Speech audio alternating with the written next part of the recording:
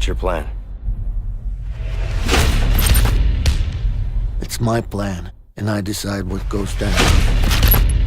You got that? Yeah. Come on out! My name is Joseph Fares, and I'm the writer-director of A Way Out.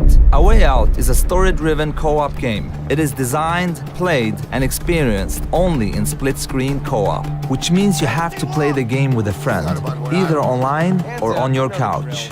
The game starts in a prison. You play as Vincent and Leo. You and a friend will get to know your characters and unfold their story together. You don't know anything about me, man. Maybe not. But Harvey killed someone very close to me. With or without you, I'm going after him.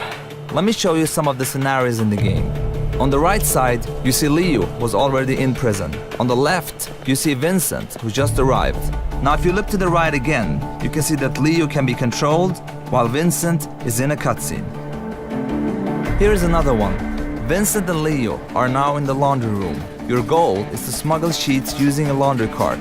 You can approach the scenario in different ways. Either get the cart with Vincent. You know, I got a good pack right here. I think it's got your name on it. It's, broken. I don't know. Or with Leo. Get over here, you idiot! Yeah, but I think those two guys are just about to fight. What the? What? Who's him? In A Way Out, you will experience something new all the time. Everything you do in the game is unique for that scene. We want you and your friend to be focused and engaged throughout the entire story. But let me tell you, this is just the beginning of what you will be experiencing in A Way Out. Give me a gun!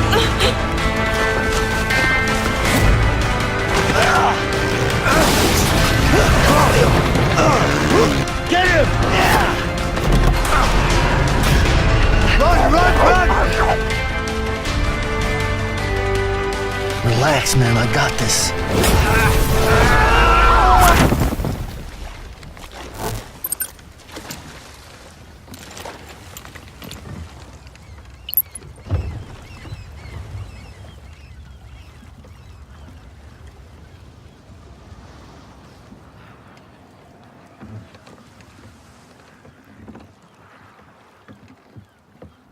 Are you gonna do it?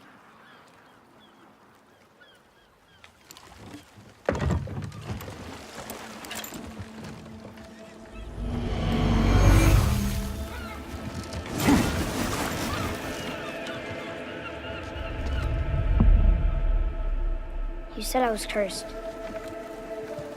You think I'm weak because I'm not like you. You do not know everything, boy. No. But at least I know the truth now. The truth. Hang on, boy! Okay! The truth.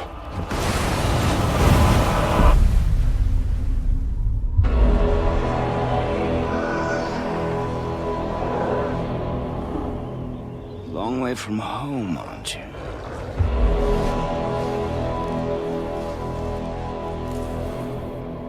And here I thought your kind was supposed to be so enlightened, so much better than us.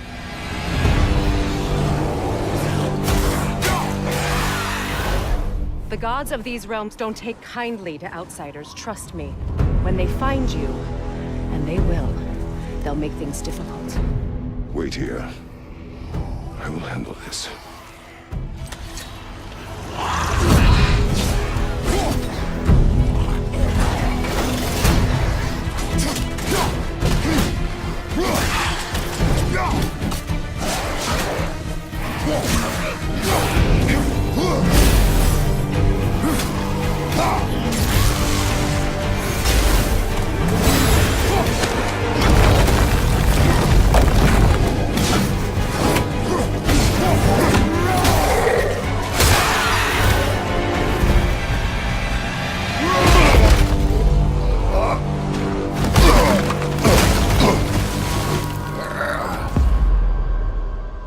Wow, that was something, that fight.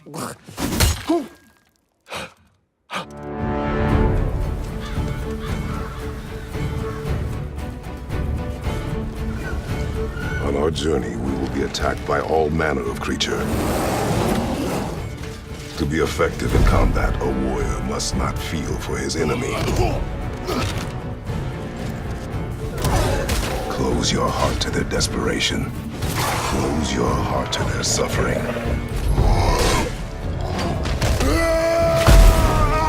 The road ahead is long and unforgiving. No place for a boy. You must be a warrior.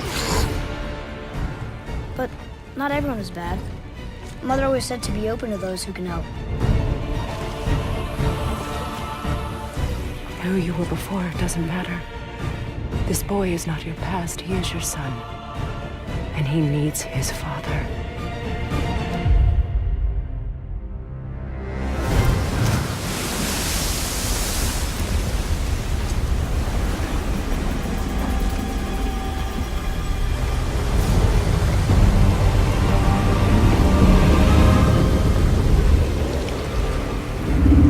What is this? It's the World Serpent!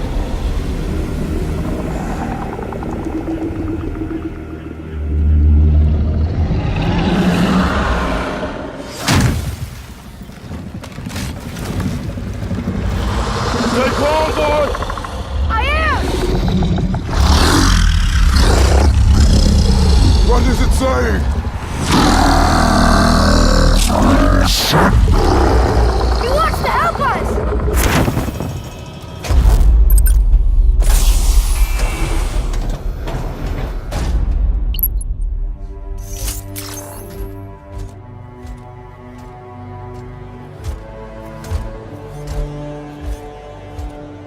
Every player will own an array of exosuits we call Javelins.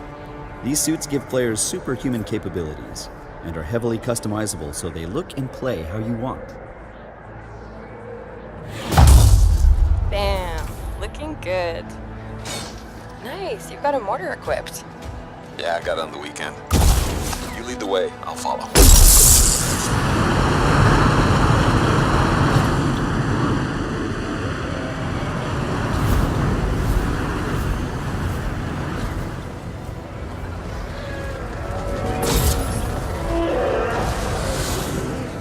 This is a vast open world you explore with your friends. Each Javelin exosuit has its own unique playstyle. The Ranger is balanced and all-purpose, while the Colossus is a tanking powerhouse. Alright, let's see what's up here. The world of Anthem is hostile, and threats can come from any direction. It's a dynamic world where the unexpected is around every corner. I'm not sure we want to use all our supplies on this guy. Yeah, he seems like a problem for another day.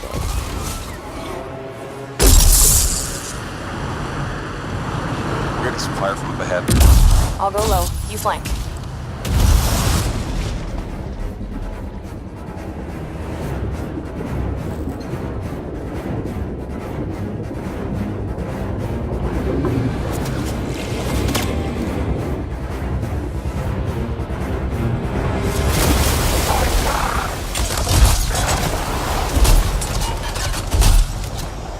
Hang in there.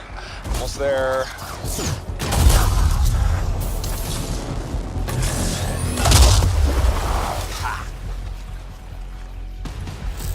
Have you been in there yet? I haven't. Oh, we should do that later with Kim. Yeah, you could use the XP. Hello, treasure.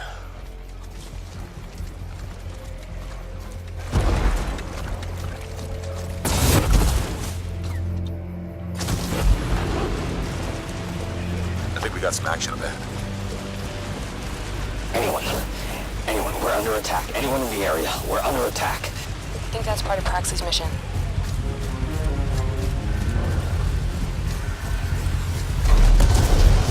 You can equip your Javelin exosuit with gear that brings devastating power to combat.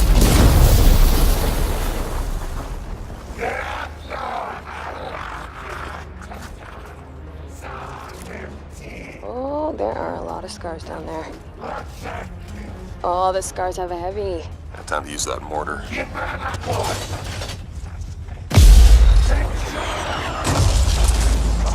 Yeah, give me some covering fire. There's a bunch more coming in. Okay, I'll get this round.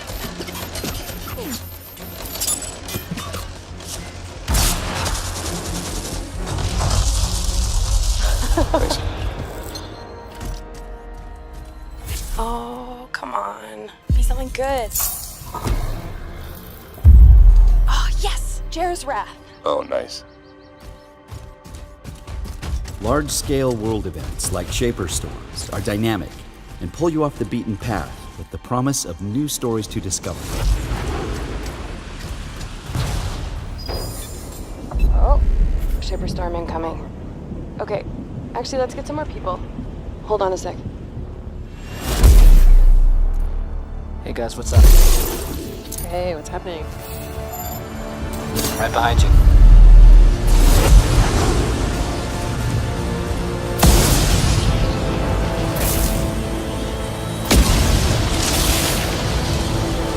Whoa.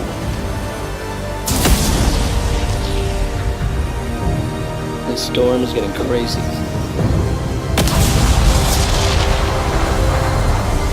So what are we supposed to do? Fly into it? All right, let's do this. See you on the other side. Hello everyone, my name is Philippe Fournier, associate producer on Far Cry 5. And I'm Mari Knadel, a scriptwriter on Far Cry 5. Today we're going to take you through our extended E3 demo and highlight some of the features that we're really excited about. Welcome to Hope County, Montana. This is the Holland Valley, a section of farmland that the project at Eden's Gate is using as their breadbasket.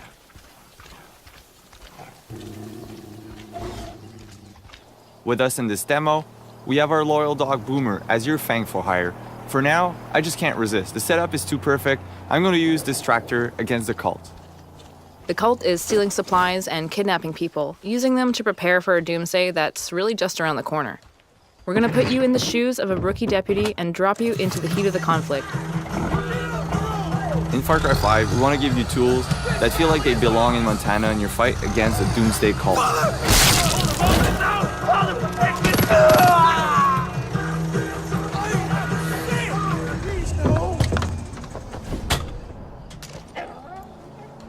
Please take it. Take these clothes out.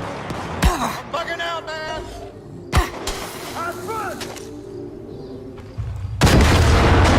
And now we're going to make a quick getaway in case reinforcements arrive. Oh, Christ. Help me. Boomer is just one of the many allies you can recruit using our for-hire system. Each of them has special abilities, and it's up to you to select which companion to bring along for the ride, whether you're just exploring the open world or fighting cultists head-on in a specific location. Cute dog.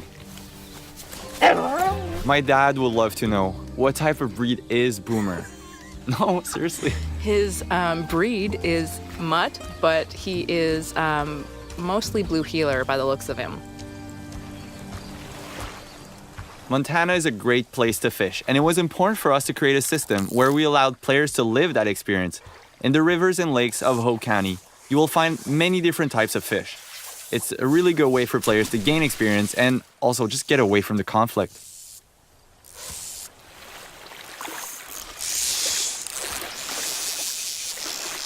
And here we see the player needs to fight a little bit to get the fish. Nice, catch of the day on the menu. So it's nice to unwind with some fishing every now and then, but we know the cult isn't taking any breaks because they have an apocalypse to prepare for. As you explore the county, you'll come across cultists working hard to serve Joseph, the father of their cult. They're taking food and supplies for their bunkers, they're blocking the roads so no one can escape, and they're destroying resources so the resistance can't use them. And it looks like we spotted something up ahead. Yeah, let's take out our binoculars. It seems like there's a small group of cultists there, Mari. All right, so this looks like a forced baptism. What do you say we get in there, Phil? Yeah, let's do it. I think the best approach would be to go in stealthily through the river with Boomer by our side. I think we're well equipped to get rid of those two guys. Here we're using one of the iconic weapons featured in Far Cry 5, the revolver. and you'll be able to customize those weapons by adding attachments or changing the color scheme and hunt the cult in style. Go Boomer! Alright, Boomer showing off one of his skills. This can really be a game changer in a fight where you're a bit low of ammo or you don't have the right weapon for the situation. He's a good dog. You know, Boomer's a great all-rounder who can support any playstyle. Even without your commands, he'll fetch guns for you, take down cultists in a fight, and he'll tag enemies and animals from far away with his keen sense of smell. The game being set in America, it was important for us to bring a wide variety of vehicles from pickups to tractors to big rigs like this one. This one is specifically called the Widowmaker. It's like a battering ram on wheels, and is a great tool to create chaos and take down enemy vehicles or roadblocks. And it looks like we got one here. Let's do it. Pedal to the metal. That boss bobblehead didn't even move. We're so good. We got him glued onto the dash. That's it. Boom. So it sounds like we're listening to the Cult radio station. I gotta say, some of their hymns are pretty catchy, Phil.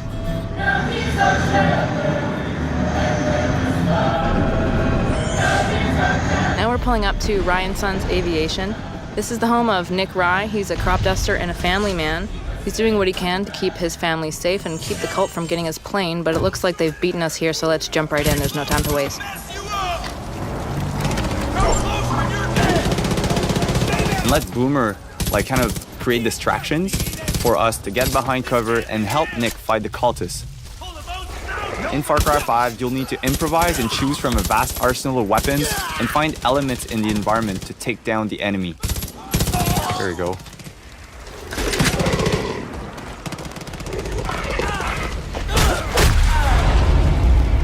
So we just took down the last cultist at Nick Rye's using my favorite stealth weapon, a baseball bat.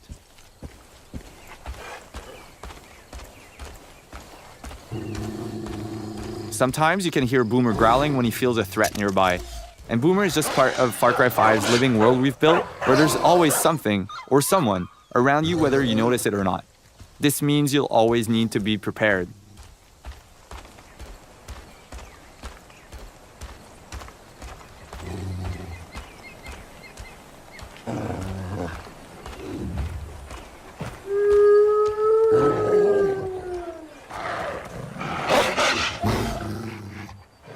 Boomer will stand his ground and defend you from predators, as there are a lot of moments for the player to hunt or be hunted. And we've built a deep ecosystem that represents Montana's wilderness. So, you know, we've seen ducks, a sturgeon, deer, and this is just a small sample of all of the wild animals that you'll encounter in Hope County. So now we've jumped into Nick Rye's plane. It's been in his family for generations, and with it we'll take to the sky to destroy some cult silos that are hoarding explosives. The world that we've built is larger than any Far Cry before, and for the first time you can explore the world in any direction that you choose right from the start. In this demo, we're in Holland Valley, and this is just one small part of Hope County. Montana is called Big Sky Country after all. Flying is a great way to travel, explore the county, and scout out new opportunities. And also blow things up. Woo-wee! Look at that go! Nice work, partner. Go get the other one. Oh, looks like the cult has decided to intervene. That plane belongs to a Chosen. Now, the Chosen are elite soldiers, and it's their job to basically crush any threat to the project at Eden's Gate. So we've done enough to anger the cult. We're going to engage in a little dogfight with them and show them what we think of them. That's right. Even in the air, there's a lot of opportunities for the player to, find or discover or get chased by discovered. or get discovered. Yeah, totally. Hunt or be hunted, as we call it. I think right now we are the predator. Yep, we got them on the run. They're smoking.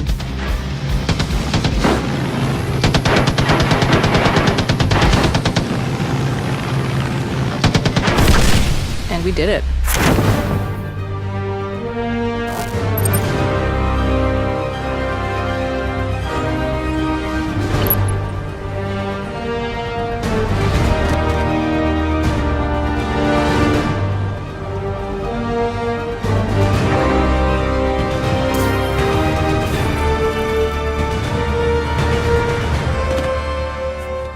Yuri, I'm here.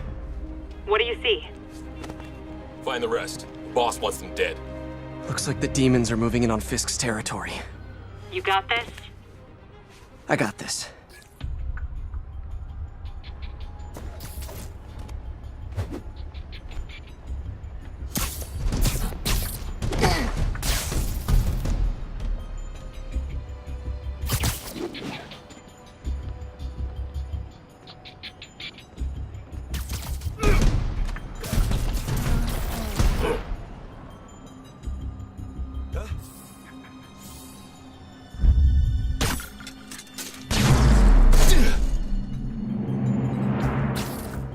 Fisk's men have fled through the building. Eliminate them. Should have worn a helmet.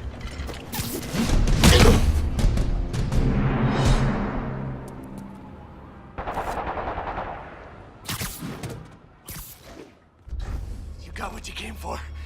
You don't need to kill us too. Fisk's territory is ours now. Not today. Spider-Man! Tell the boss is here!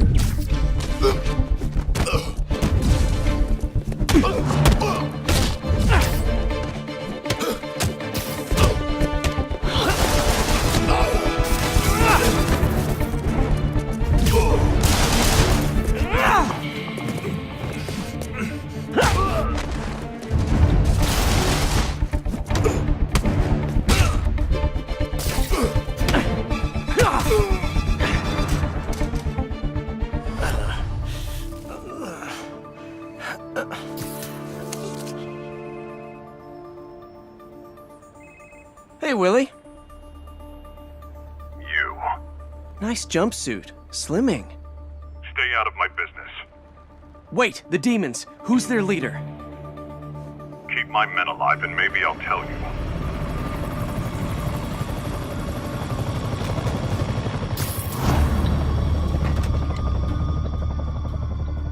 Saving bad guys from other bad guys. Not how I thought today would go.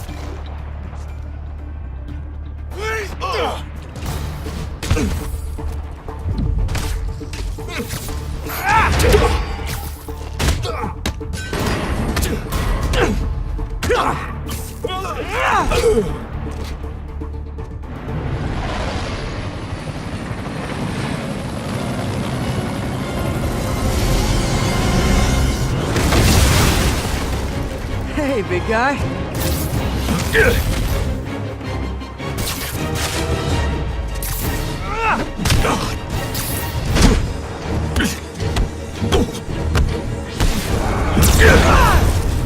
Is that a Higgsfield? That's actually really cool.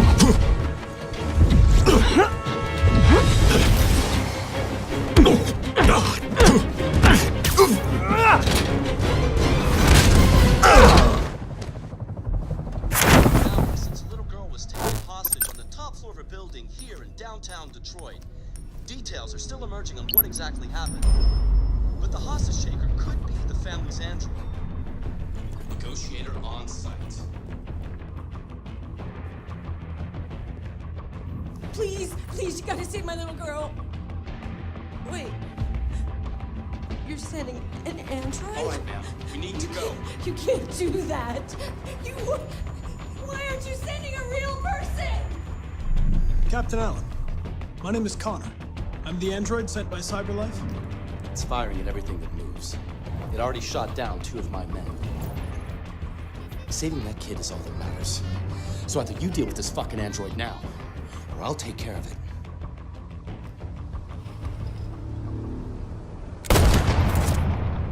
Don't come any closer or I'll jump! Hi, Daniel.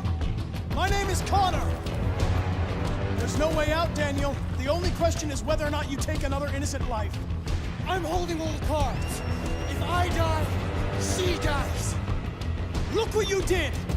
You were designed to serve humans, not kill them. What was I designed to be? Their slave? Their toy? You're a machine you have to obey. Now put the gun down and let the hostage go. I've spent my life taking orders. Now it's my turn to decide.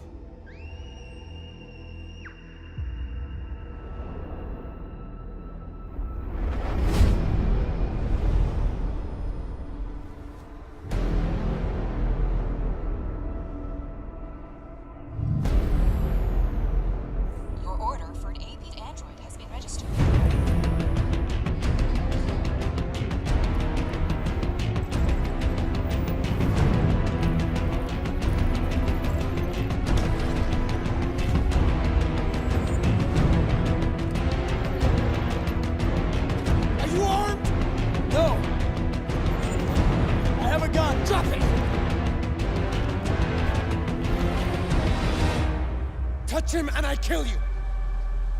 You can't kill me. I'm not alive. Tell that helicopter to get out of here.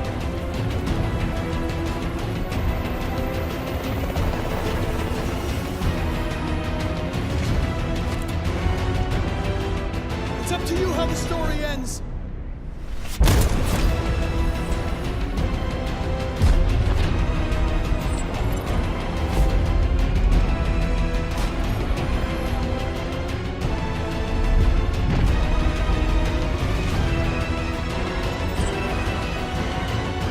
I trust you.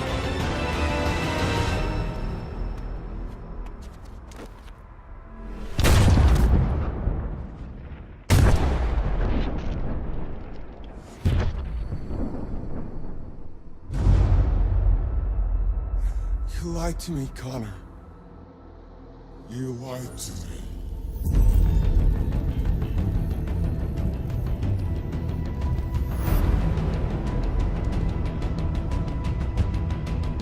My name is Connor. This is our story.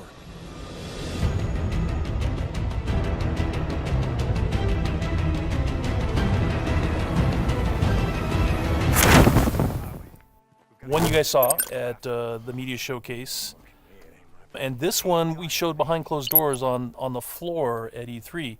And so for the first time, we're releasing it online so that everybody can kind of take a look at it. And I thought I'd just talk a little bit about, you know, what the differences are, and just kind of like just show you what we were trying to accomplish this year.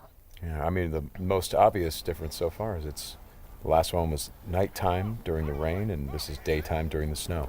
Yeah, and that, you know, and it's not just cosmetic, and I think that's one of the things we really wanted to emphasize, you know, because this time we're showing sort of a day in the life of Deacon. You see he's on the drifter bike here.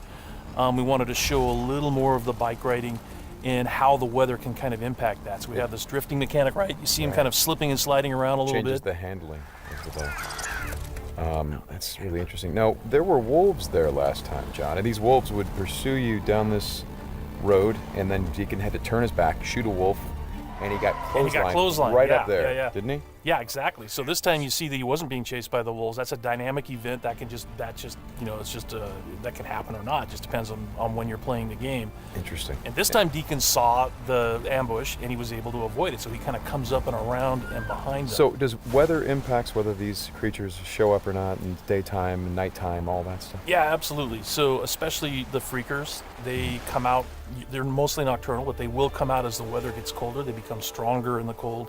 Right. And so that will, you know, again, kind of change up the way the game plays.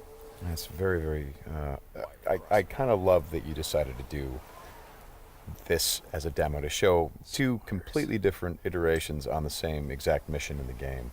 Yes, exactly. So we wanted to have, you know, the job is basically the same. Deacon hears that his buddy's in trouble, rides out to save his life. And, you know, as you can see here, this is a completely different experience from what we showed in the first demo. In the first one, Deacon gets clotheslined, and it sounded very painful, by the way. Oh, speaking of painful, okay, so the combat in this game is fairly brutal. John, you want to talk about that a little bit? Well, we just wanted to make it as, you know, as realistic as possible. So, yeah, we're not holding back on that at all. And, you know, and Sam's done most of his own stunt work for this.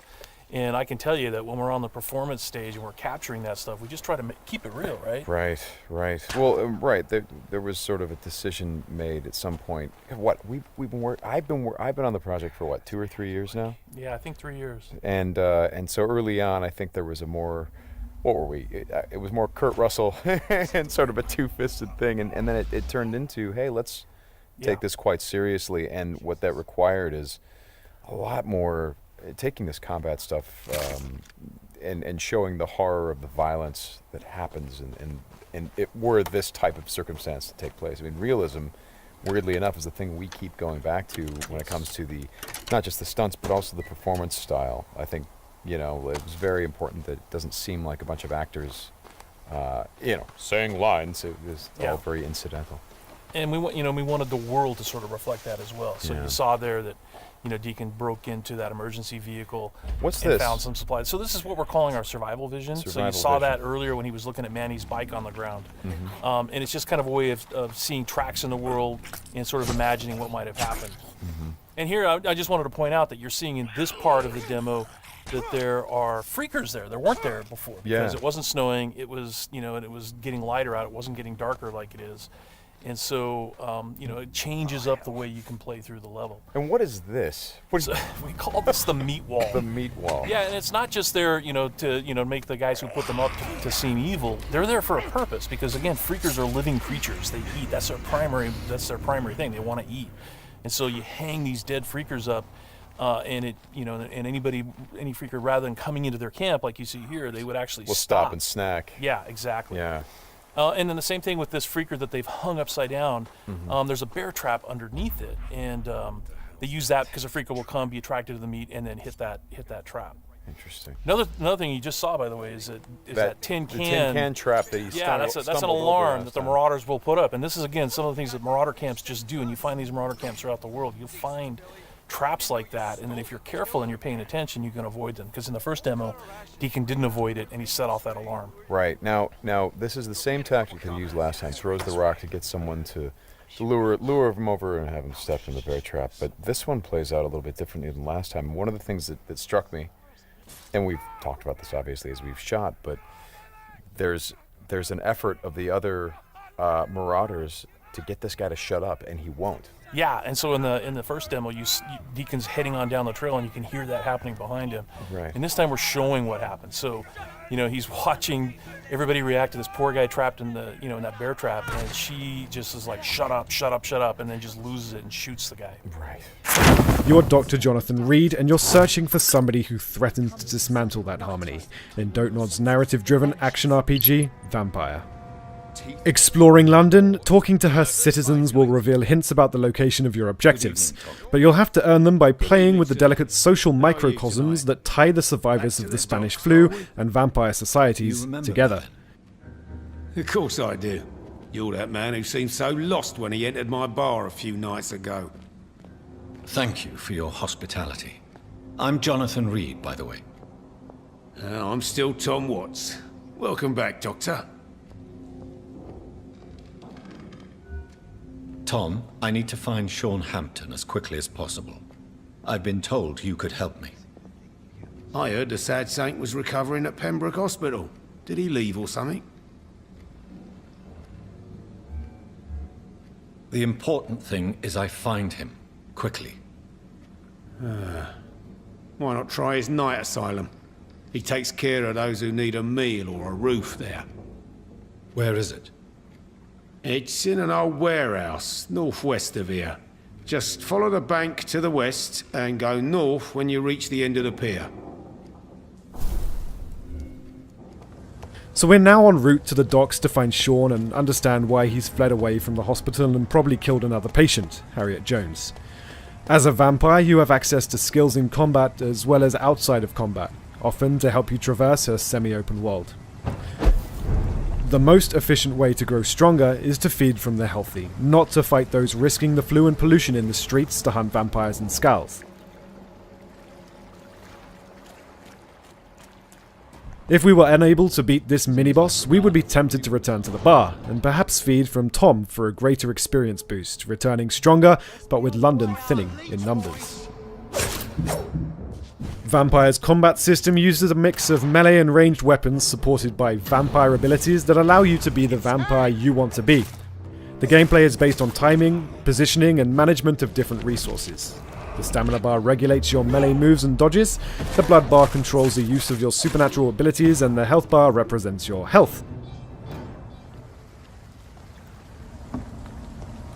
There are many areas to explore, loot, and pick up information to learn about the world, its lore, and what happened to London since disease spread. At the beach, we're fighting people operating under the head of the vampire hunters' orders. The Pruin guards are investigating this beach, searching for skulls. Stay close, keep an eye on each other. Skulls are a lesser species of vampires lurking in quarantine areas, underground or in dark corners. Due to the Spanish flu epidemic, they have suffered heavy mutations and have recently become very aggressive. It's part of your quest to understand how they became such creatures and ultimately find a cure to save them. In this world, the human vampire hunters and Skulls are having their own fight. As long as we don't get too close, we can just move on.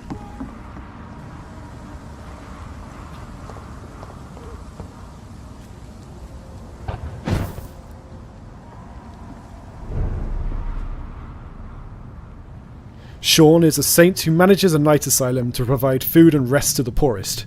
Unfortunately, he has recently turned into a Skull. You believe that, incapable of dealing with his new condition, he has fled from the hospital, a sacred ground, and murdered Harriet Jones, an old woman who certainly didn't deserve it. Most importantly, he is the pillar of the dock community, which means he's a very important character whose fate will deeply impact the district and everyone who lives within it.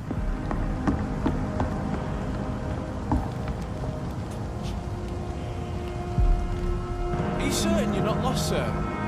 You seem quite a stranger to these parts.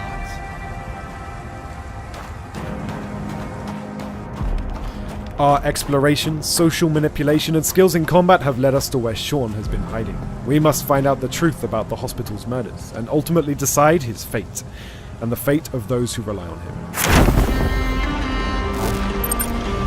The world of Sea of Thieves embodies the freedom, romance, high adventure, and the thrilling excitement of the pirate life. As you explore, you'll discover this beautiful world full of countless adventures, unknown dangers, treacherous weather, and wild, untamed islands, filled with pirate caves and wildlife. Most importantly, the world is filled with other real player crews, often their own voyages. While the adventures that you embark upon in Sea of Thieves will play differently each time, ultimately, every player is on their own personal journey to build a reputation and become pirate legend. Part of this journey will be how you present yourself to other pirates. As players journey across the Sea of Thieves, they'll be able to tailor their pirate by customizing items such as hooks, peg legs, beards, hairstyles, clothing, equipment, and weapons. You'll be able to find the look that suits your character and playstyle best. But differentiating your character also includes building a reputation. The outposts of the world are inhabited by non-playable characters who have come to the Sea of Thieves with their own motivation. These characters have set up their own trading companies, each representing a unique playstyle. The Gold Hoarders have come to treasure hunt with the goal of amassing great wealth. The Merchant Alliance have come to control trade in the Sea of Thieves, while the Order of Souls wish to control the ancient and mysterious magic of this pirate world for themselves. Each trading company will allow you to build a reputation, get promoted within their ranks, and unlock unique items and titles to show off your progress. Players build their reputation by purchasing and completing the favoured activities of each trading company, including voyages, which are what we call quests. Voyages in Sea of Thieves are physical objects that other players can see. Based on the reputation you've built with each trading company, your voyages will not only become richer and more rewarding, but they'll challenge you more and introduce more mechanics. The way your voyages look to others will also reflect this progress. Each crew member brings his or her own voyages to the table, literally. Any crew member can bring their own voyages to the crew and share their personal progression with others. Players can propose voyages on the ship, allowing the crew the chance to decide together the kinds of adventures they wish to embark upon. In fact, other players may have access to voyages that you don't, meaning that there are rewarding benefits for being part of a crew. Most importantly, there are no barriers in place preventing players playing together, since the most challenging voyages can potentially be shared. There are no waiting for friends to catch up with you, no encounters where you'll face off against overpowered players. The tools and weapons in Sea of Thieves function just as you would expect. A cutlass is just a cutlass. A flintlock pistol is just that. How you use these tools and work with other players is what will make the difference. Even just having an extra pair of eyes and ears in the crow's nest can make all the difference in a game like Sea of Thieves. Elements, such as your reputation progress, mean that progression in Sea of Thieves is not a one-dimensional number. How you look to others, the titles you've earned and choose to use, and the voyages you have allow for far richer interactions between players. This is a pirate world after all, and it's up to you how you want to uniquely express yourself. Now let's look in detail to the kinds of adventures you can have with the trading companies. The Gold Hoarders Trading Company was founded by legendary treasure hunters who wish to amass a great fortune. They are in possession of a mysterious set of skeleton keys, and they will pay pirates a cut of gold when they return chests to them. The more you build your reputation with the Gold Hoarders, the more they'll trust you to go after larger hoards of lost treasure, some of which will be protected by former pirates, now transformed into forsaken skeletons. Some of the voyage types, like the riddle maps, will test your knowledge of the islands, encouraging exploration and teamwork. Players also have the freedom to just explore, coming across opportunities in the world that might earn them reputation with the trading company. There are rewards waiting across the world, whether that be deep in caves, on sunken reefs, or in the hands of other players. You just need to seek them out. While voyages give you specific objectives, you'll be free to take on the world at your own pace and see what's waiting out there. Players also receive special awards from each trading company called commendations. These allow players to earn specific titles and show off some of their special achievements. Of course, not all treasure is silver and gold, and we wanted a world with very different activities that players and crews could seamlessly move between. The Merchant Alliance are seeking to control the flow of trade between the fledgling outposts of civilization in the Sea of Thieves. They will pay pirates to scout for supplies and ferry shipments like resources and gunpowder across the sea. These kinds of cargo can earn you handsome rewards if you fulfill your contract and deliver on time. There are, of course, much more valuable resources out there in the world. We wanted our wildlife to not only make the world of Sea of Thieves feel alive, we wanted to make it a major part of the gameplay and fundamental to progressing with the Merchant Alliance. Players will find different breeds of animals across the world, encouraging them to scout out islands to find what they need. Once you find the animals you need, you'll then have to catch them. Then you'll have the noble job of tending to their care on your return journey to the Merchant Alliance. Lightning from a storm and raising water levels are some of the challenges that you'll face. Of course, there's also the ever-present possibility of encountering other pirates who'll seek to relieve you of your valuable cargo. Much like the other tools you'll have at your disposal, cargo can be used in different ways, presenting you with a few tricks up your sleeve to defend against incoming boarders. The Order of Souls are a trading company formed by conjurers and seers. They have found a way to recapture the enchanted magic from the skulls of former pirates, and they'll reward anyone who brings the skulls back to them. Voyages for the Order of Souls will take players on the hunt for infamous skeleton crews and captains, presenting players with combat-focused challenges as they work together to defeat their targets and retrieve the skulls.